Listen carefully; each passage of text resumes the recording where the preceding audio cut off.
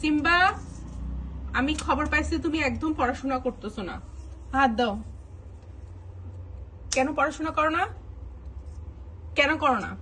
আমি তোমাকে এটা দিয়ে মারতে আসছি, খেলতে না। হাত দাও।